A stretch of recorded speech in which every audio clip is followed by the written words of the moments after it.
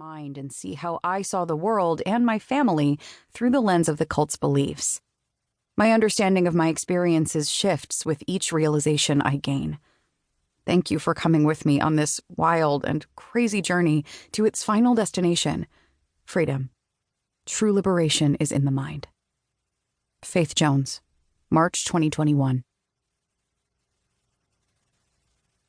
A not-so-brief history of my family and the children of God. 4 generations of evangelists. My father is a 4th-generation evangelist. His great-grandfather, John Lincoln Brandt of Muskogee, Oklahoma, was a Baptist minister who moved between churches in Denver, Toledo, Valparaiso, and St. Louis.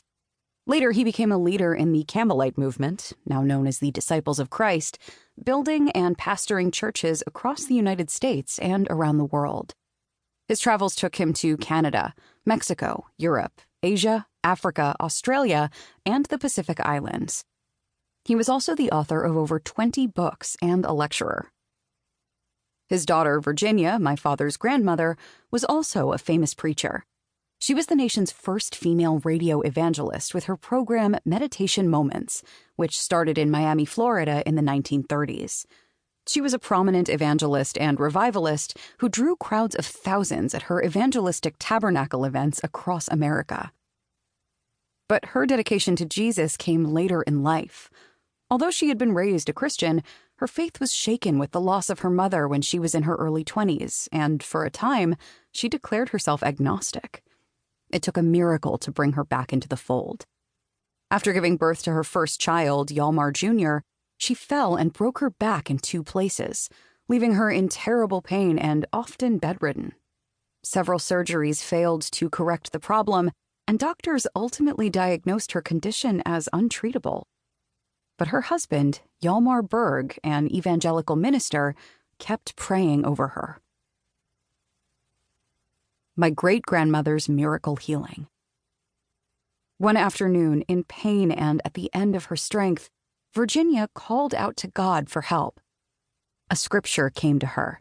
Whatever you desire, when you pray, believe you will receive them and you will have them. Mark 11:24. She said, I believe. At that moment, as the story goes, she was miraculously healed and rose from her bed. Yalmar ministered to a small congregation in Northern California, and she shared her testimony there the following morning. Soon, speaking invitations started pouring in, and Virginia's reputation and following began to grow. Preaching about miraculous healing was against her church's doctrine, but Virginia and Yalmar refused to keep quiet and were ultimately expelled from the Disciples of Christ. Subsequently, they joined the Christian and Missionary Alliance, an evangelical Protestant denomination with a heavy emphasis on missionary work. By then, Virginia and Yalmar had added their 2nd and 3rd children to the family, a daughter, also named Virginia, and my grandfather, David, who was born in Oakland, California on February 18, 1919. The family of 5 spent the next several years on the road, holding revivals at churches across the United States. Virginia's story of her miraculous healing always drew crowds, usually between 4,000 to 10,000 strong. Turnout was so great, and her words were so moving, that she was invited to stay as a full-time preacher at a church in Miami, Florida. After 15 years in Miami, Virginia missed her time on the road, and by the late 1930s, she returned to her role as a traveling evangelist.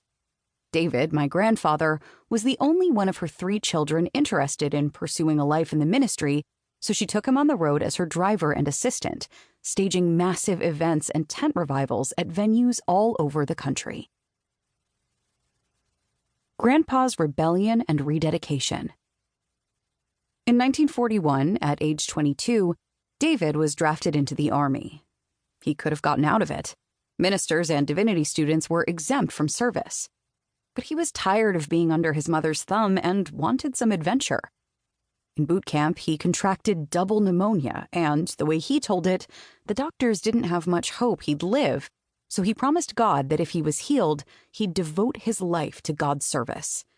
And just like his mother, David claims he was immediately and miraculously healed, to the amazement of